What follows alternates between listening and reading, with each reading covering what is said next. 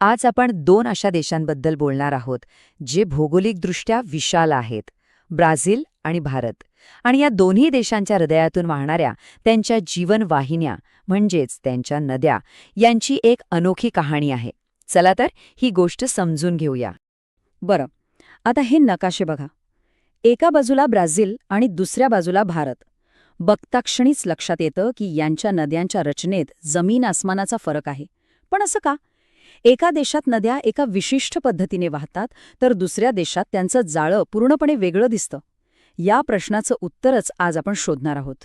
चला सगळ्यात आधी जाऊया दक्षिण अमेरिकेत, ब्राझीलमध्ये. या देशाची ओळखच एका प्रचंड महाकाय नदी प्रणालीमुळे तयार झालेली आहे. आता हा नकाशा पाहिला की असं वाटतं की अरे, इथे तर एकच मोठी नदी आहे जी सगळीकडे पसरलेली आहे. पण गंमत म्हणजे असं नाही आहे. ब्राझीलची जलप्रणाली खरं तर 3 मुख्य भागांमध्ये विभागलेली आहे. हो, ॲमेझॉन ही मुख्य नदी आहेच, पण तिच्यासोबतच नैऋत्येकडची पॅराग्वे पॅराना प्रणाली आणि पूर्वेकडची सौ फ्रान्सिस्को नदी ह्यासुद्धा खूप महत्त्वाच्या आहेत. ह्या नद्या देशाच्या अनेक भागांसाठी जीवनरेखा आहेत. आता जी गोष्ट ॲमेझॉनला खऱ्या अर्थाने वेगळं ठरवते ती म्हणजे तिची अफाट, अविश्वसनीय ताकद. तिची भव्यता खरंच कल्पनापलीकडची आहे. आणि हा आकडा बघा, 2,09,000 घनमीटर प्रति सेकंद. याचा अर्थ काय? म्हणजे ॲमेझॉन नदी प्रत्येक सेकंदाला इतकं पाणी अटलांटिक महासागरात ओतते. हे इतकं पाणी आहे की त्याने प्रत्येक सेकंदाला ऑलिम्पिकमधले तब्बल 83 स्विमिंग पूल भरले जातील. विचार करा, प्रत्येक सेकंदाला. ही आहे ॲमेझॉनची खरी ताकद. बरं, हे झालं ब्राझीलचं. आता येऊया आपल्या भारताकडे. इथली गोष्ट मात्र पूर्णपणे वेगळी आहे. भारताचा भूगोलच इथल्या नद्यांची एक वेगळी आणि विभागलेली कहाणी तयार करतो. भारताच्या नकाशावर नजर टाकली की नद्यांचं एक दाट जाळं दिसतं. काही नद्या उत्तरेकडून दक्षिणेकडे वाहतात, तर काही पूर्वेकडे, काही पश्चिमेकडे. याचं मुख्य कारण आहे त्यांचे 2 वेगवेगळे उगम. तर सगळ्यात महत्त्वाचा मुद्दा हा आहे की भारतीय नद्यांना पाणी कुठून मिळतं, यावरून त्यांची 2 गटांत विभागणी होते. एक म्हणजे हिमालयातून उगम पावणाऱ्या नद्या आणि दुसऱ्या म्हणजे पठारावरच्या नद्या. आणि हाच त्यांच्यातला मूळ फरक आहे.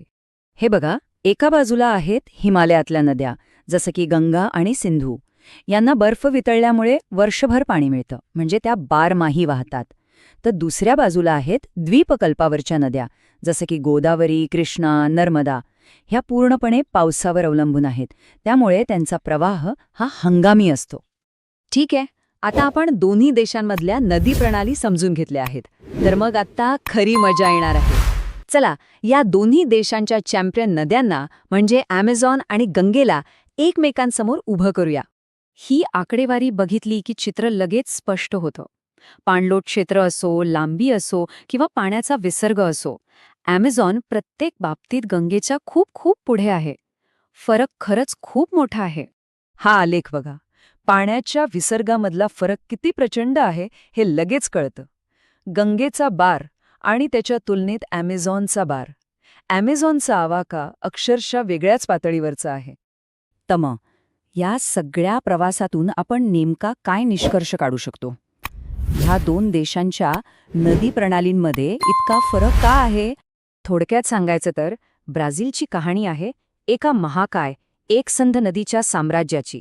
तर भारताची कहाणी आहे अनेक वेगवेगळ्या स्वतंत्र नद्यांच्या वैविध्यपूर्ण अस्तित्वाची, जी तिथल्या भूगोलामुळे तयार झाली आहे.